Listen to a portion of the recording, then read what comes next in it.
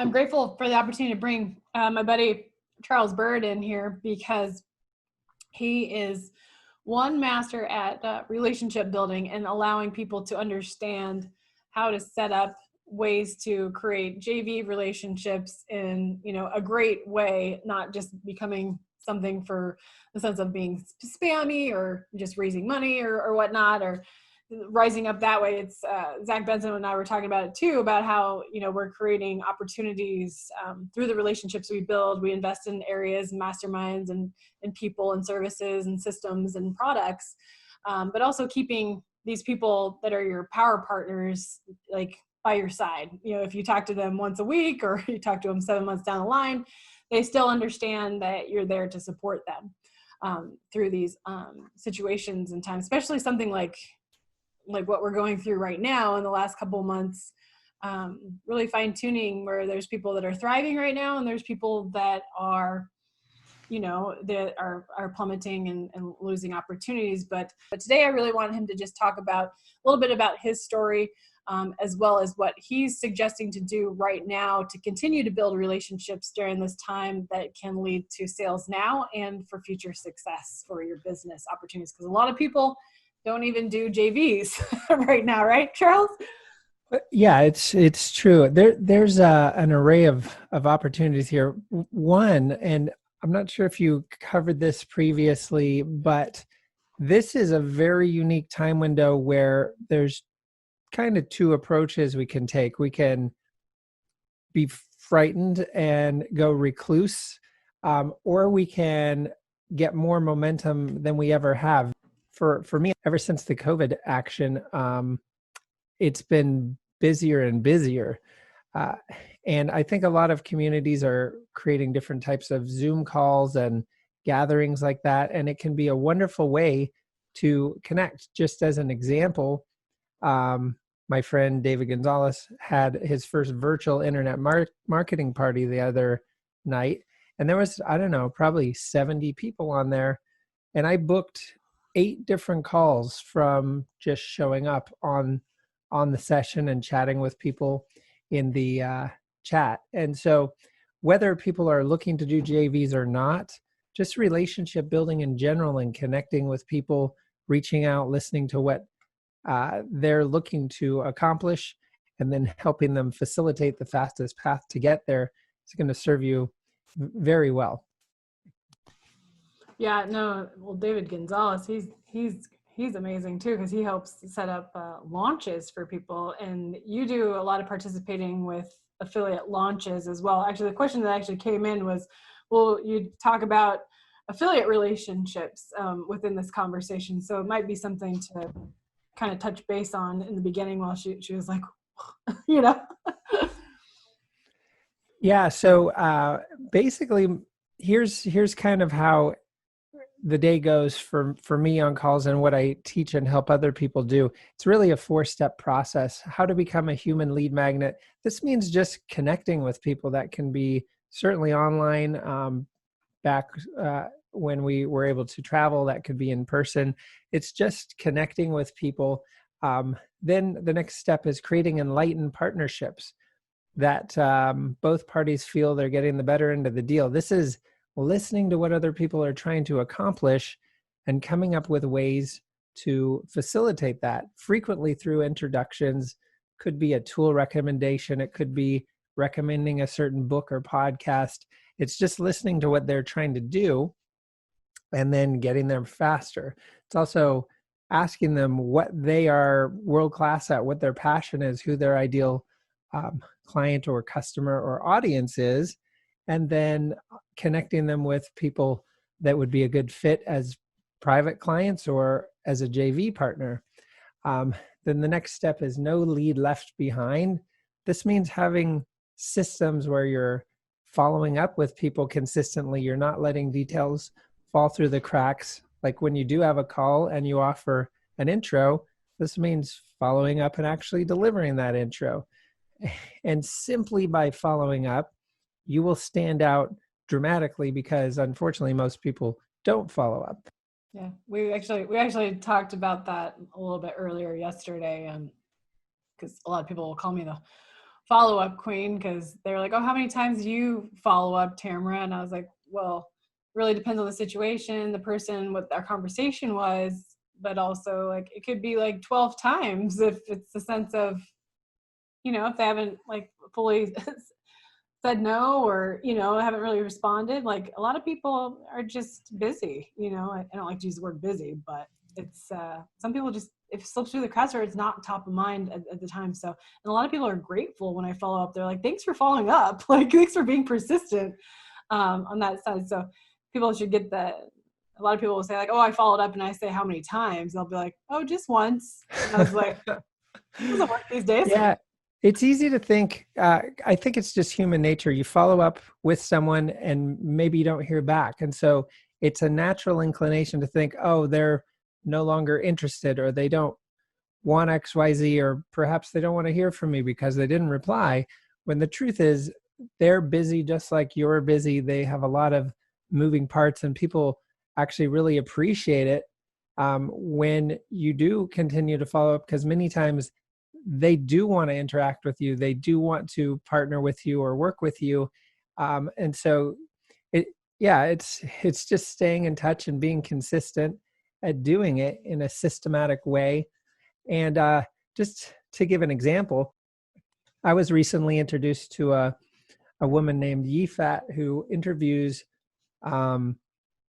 basically movers and shakers in business and in the internet marketing industry and so forth. So I had a call with her. It went well. And I asked, who are the top people you would like to interview?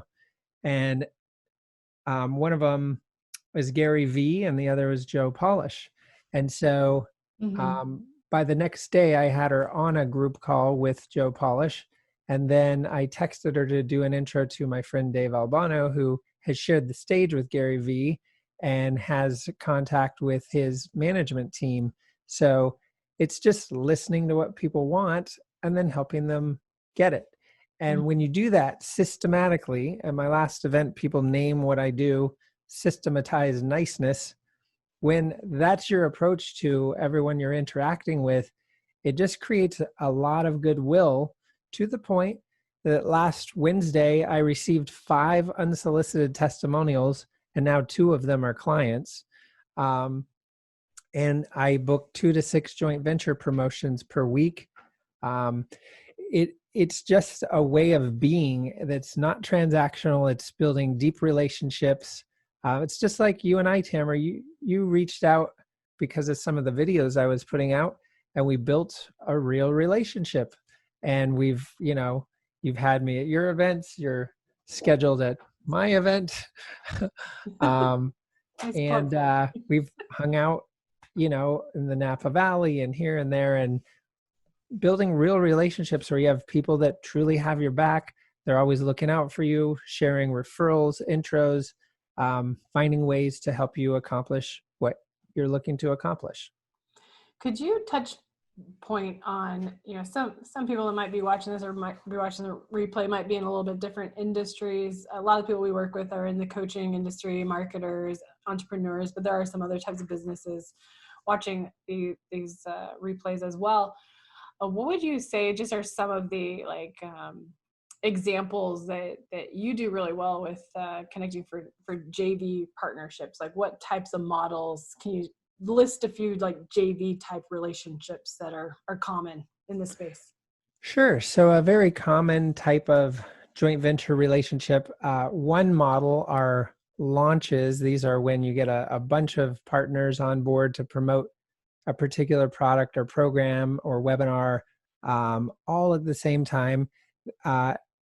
They also feed into a video series and so forth. They can get very complex, and there's a lot of moving parts. What I'm a massive fan of, and what I do all day, is book joint venture promotions based on working typically with one partner at a time and booking a promotion for their audience. I actually just hosted one of my students and clients to present to my audience today.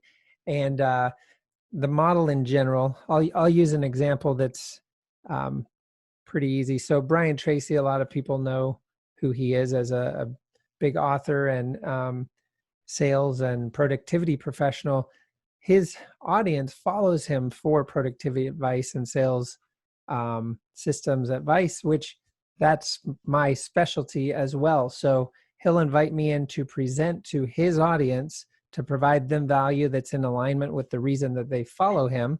And then I'll provide free training to those folks for an hour and then offer a deeper dive course or program.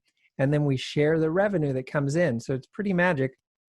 It's his audience and my message and product, and then we share the revenue. And it's a very magical thing. Like I did a webinar, I think it was around 3 weeks ago now, that just one webinar added 2,450 people to my email list.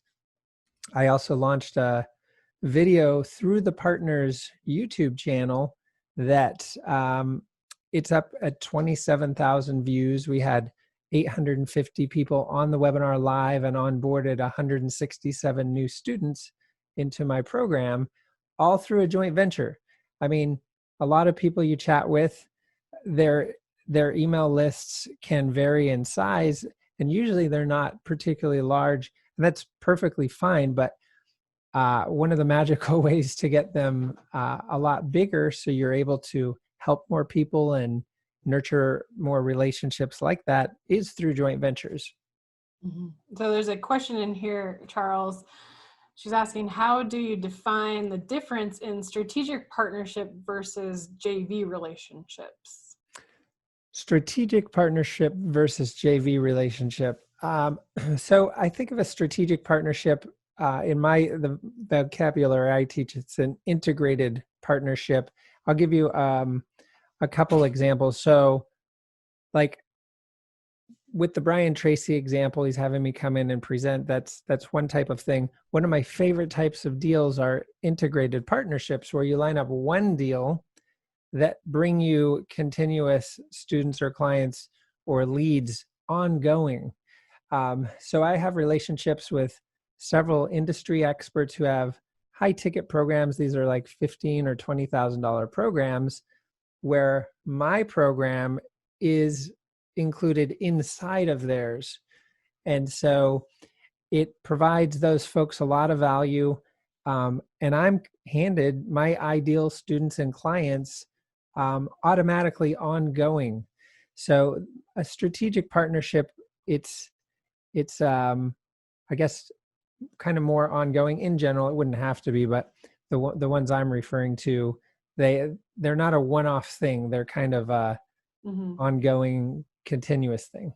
I would, because I'd probably jump in there and say the same thing. As strategic as those people, well, in my opinion, it would be those ones that were consistently strategizing together to do things throughout the year, whereas you can fill me in on this too, but like joint ventures, you have things that lined up with specific people certain times of the year, and there's other people that you just kind of strategize with continuously. Is that kind of what you're saying on that side a little bit?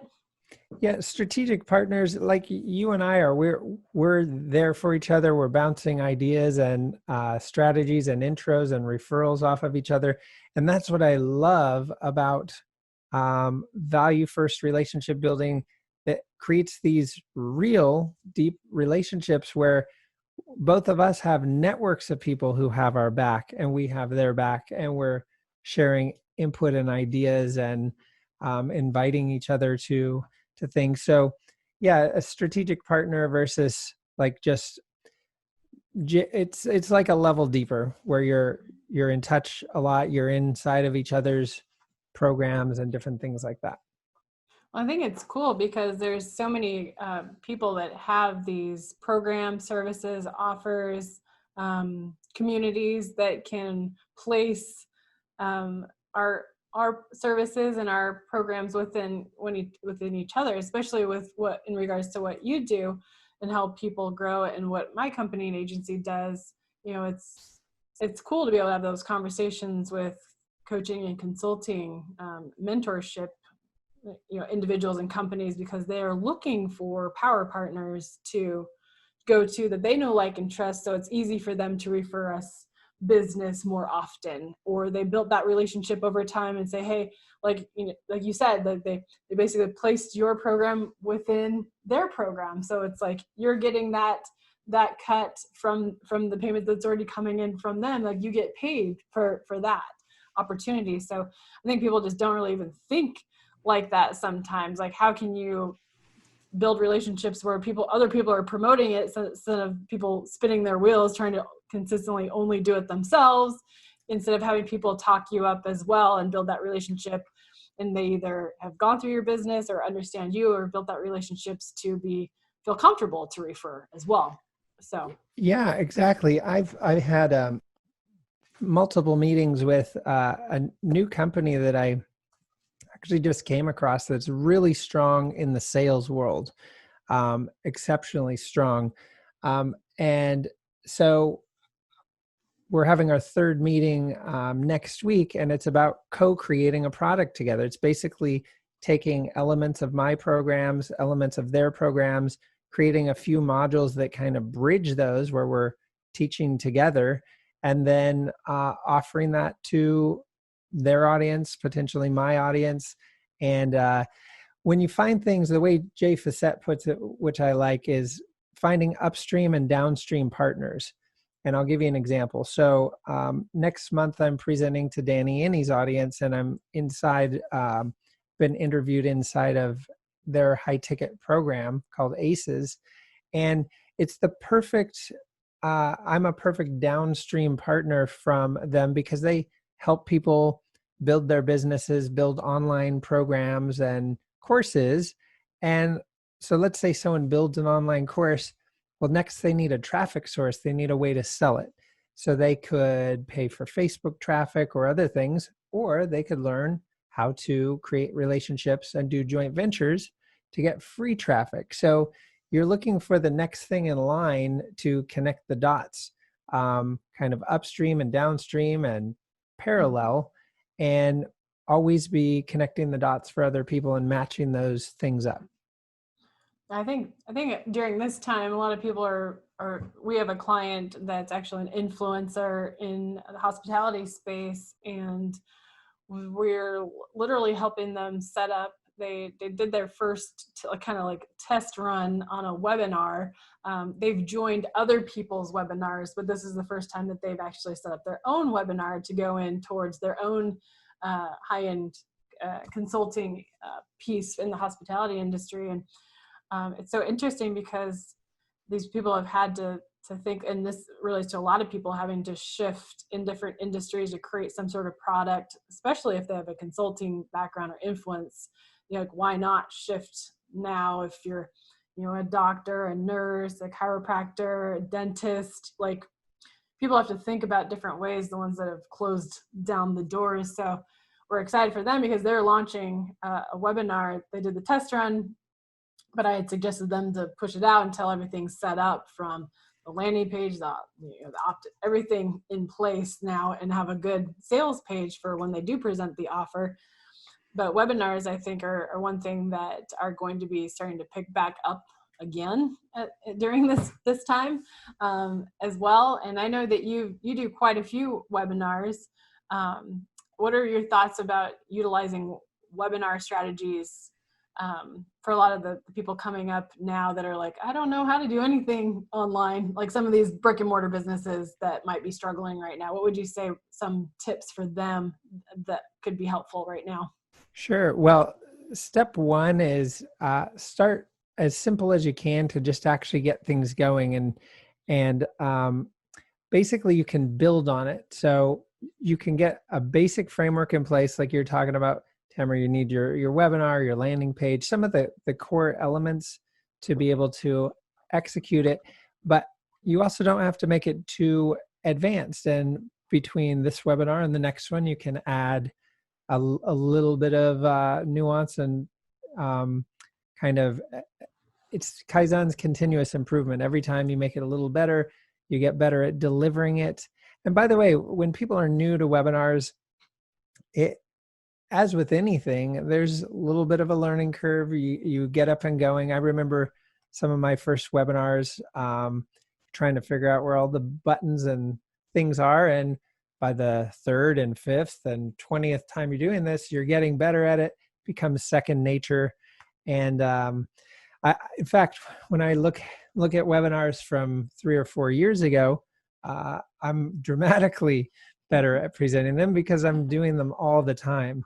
And so I remember one time, Charles, our first webinar, we are like, okay, cool. Like we had jumped into entrepreneurship. We're building this business. We're trying to figure something out. So we created our first video series. This was quite a while ago. I want to say like back in 2014 or something. But we created our first webinar. We're like, okay, this is cool. And then it was a product for like $397, and we were like marketing it, or so we thought we were marketing it. But the fact that we did it was what is the game changer, like actually follow through and do it. But we had only four people show up and one person bought. So I was like, well, that's not bad, because it was like 25% 25% conversion. That's beautiful. So people just have to try things to start, you know. No, it's true. And I had a webinar like that once. Actually, I think for the record, most of my webinars have hundreds of people. I had a webinar that had literally one person show up.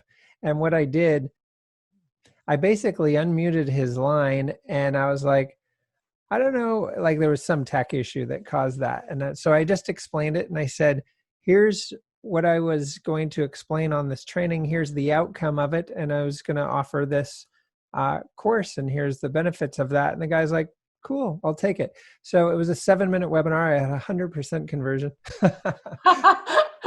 It was better than my 4-person one, but since then we've had more success with webinars, and we're actually starting to go back into that model more now. And I think when people start to realize that they can utilize webinars and set up evergreen webinars that are pre-recorded and continuously go. And yeah, that's another technique that one thing I like doing is I like doing my webinars live, but when they work really well with a partner, just like we did that webinar I referred to earlier, it did really, really well.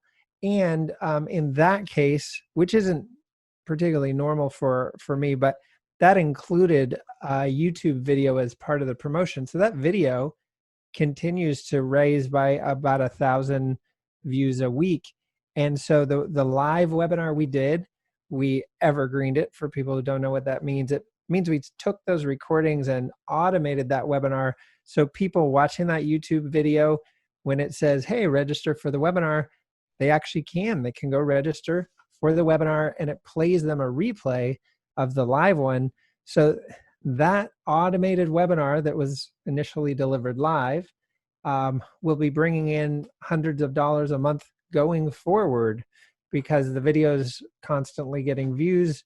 It leads to the webinar where I deliver that same training, and then the deeper dive course is offered. So it's I'm a massive fan of webinars, and just trying to optimize the elements of that. What we have coming up, we're building a 5-day challenge that will lead to the webinar, and then we're doing our first virtual event. I run group programs regularly, but we're doing our first virtual 3-day event because we had to change the date because of COVID 2 weeks before my Pure JV event. But I'm excited about it. And so I was curious, you run amazing bigger events. You're probably brainstorming some virtual options for those, I would assume. Yeah, we were actually on one of the guests earlier today, Ursula Menches. We were talking about, because she's so used to, as well, she's very used to in-person events, because you and I both are about meeting people in person as well and connecting, not all the time, but I think it's that additional touch that you're like, oh, this is awesome. I got to meet somebody online. Now I got to meet them in person. And so I thrive off of that. I feed off of that energy too, in-person events. And so yeah, but we were talking about how we're going to be monitoring how things are shifting right now, but also preparing for our annual October event to potentially be online. Because I'm not saying that things won't open, but we don't know the rate of which people want to travel. I think there's going to be this swarm of people that are like, yes, doors are open, I need to take a vacation now. And then there's going to be the people that are a little bit hesitant because they want to kind of stay in that space as well.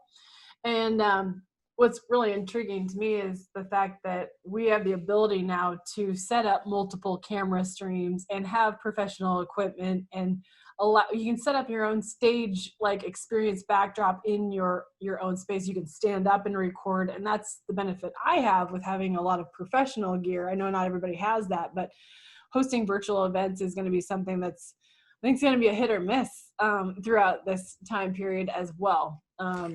Yeah, if you think people are still trying to live their day by day situation, they might be interested in something, but they're going to hop in and out of these virtual series as they please in some cases, I think. Yeah, I've been on some regular calls with some top industry folks, and the results have been really astounding. They're matching, coming close to, or even exceeding what they've done in the past with in-person events. So I'm really excited about it. It will be a shift in the model, but webinars, just starting to create an offering that a way you can serve. Let's say you're newer to this whole thing and you only understand like half of what Tamara and I are talking about. If you come up with a way to serve that is in your expertise, it's in your wheelhouse, you're, already a leader in that space or something you're ramping up to become, you can create. I'll tell you, this is exactly how I got started. And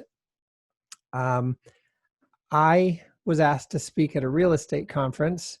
And so I created a talk to give, which actually is the basis of my webinar to this day. And then I outlined an offer to provide. It was for a productivity course. And so what I sold from the stage was 4 sessions once a week, every Thursday for an hour. And so here's the really fun part about this. It makes it non-intimidating to get started. You can create an offer and sell it before the actual product's even done. I had a very nice outline for what I wanted to deliver, but I hadn't created that entire training. And so every week, It also forces you to create the product. Yeah, so I was able to sell the program. I had a week between each session to really dial in the content for the next week. And so I got paid to create the product that I sell hundreds of to this day, hundreds of a week. So it's like, it's a pretty magical thing. And that way, what if no one bought it? Well, possibly then the market isn't after what your initial offer was. So you can tweak it without, the way my friend Danny Eni puts it is, you don't head off to your bat cave for 9 months and build the perfect program that you find out no one wants. Mm-hmm. Yeah, no, we've done a similar structure, putting it out there to see if there's interest in it too. We've created webinars, trainings, and then pitch the offer onto other people's webinars or stages to see what makes sense, have content and the creation process outlined, and then be like, bam, is this something that people really want? And so, we've been able to do that and then create a product within 2 weeks, but basically put it out there as a sense of like, you'll be the first ones to gain access to this when it releases in 7 to 10 days or whatnot. We're releasing this to the main, our main audience, 5 days later or something. So you get access first, but it also keeps yourself in accountability and check to see if people really want that product. But also forces you to create that once they're like, yes, I'm interested. Yeah, exactly. And one model I'm looking to play with myself is come up with a training and an offer that's delivered in a 1-day workshop for a particular topic. Like you do so much with video. Imagine, a 1-day workshop on setting up your home video setup, what gear to buy, how to dial it in. Mm-hmm. And this is something you can offer on a Monday and Tuesday and deliver on a, Friday, and validate people want it, deliver a product, and start making money while working from home. Yeah, so just really figuring out like what people need at this time, because there's definitely been people that have ask us like, "Oh, Tamara, what are you shooting with, this series or whatnot?" And I was like, "Well, I have a Canon C100 in front of me, that shoots high def. It's a professional camera, but I also have 3 lights and stuff." So people want to see the behind the scenes. So being able to show them that too, and then how we would set up this and teaching them how to create better backdrops or whatnot, or use what they have, giving them suggestions. So there's definitely things that we're always just paying attention to what people need right now. And that's where we get our inspiration to do even this series. I literally was talking to, some of our clients and even some of our power partners about creating something like this, even though we put it together rather quickly. We knew that people were looking for specific information in this time, but we, created the series very fast, limited time to promote or whatnot. But I knew that I wanted to get information out there to help people during this time. And so they're looking for ways to shift, obviously. So Yeah, it's a good time to do that. It's basically like, what are some of the things you have been doing that maybe now it's the time to let those go? What do you want the next 6 months to look like? Where would you like to be in a year? And this is your chance to take your roadmap for the year that perhaps you created in January. Say, well, what do I want that to look like now? And really take the opportunity to shift, because I think everyone is cool with it. Like, they understand the world's a different place than it was a few months ago. So it's fine to start something new. It's fine to let other things go. And in some cases, you may have to. The thing that you relied on for income previously, maybe you can't make a living if you don't leave the house and you're stuck at home. yeah. So it's a beautiful time to learn some new skills, put them to use. And the people that win every time are the ones who take action. If you take any actions out of this, I would highly recommend that you just come up with a list of 5 people that you're going to reach out to, either tomorrow or next week, and just start nurturing those relationships, because it's the conversations where the opportunities, it's conversations and the connection where the opportunities come from. And just from having these types of conversations, listening to what people are trying to accomplish, you can help connect the dots. In fact, last week, Thursday, I did 14 introductions connecting friends and partners of mine. And so it's providing value to both parties. They both really appreciate it because they both need what each other has and they've never met. So it's kind of a magical thing, and it's free to do. It's fast to do. Well, you and I can jam for hours I because we know. think the I know. same way. I know you got calls, and I appreciate you jumping on here. So I appreciate you. Well, thanks so much for having me on, Tamara. You're welcome. I appreciate you so much. You too. And thanks for watching this video. I really appreciate you guys taking time to check this out. For those of you that feel inspired, want to subscribe and ring the bell, go ahead and do so. And definitely check out more videos just like this one over here. Tap the screen, and I'll see you next time.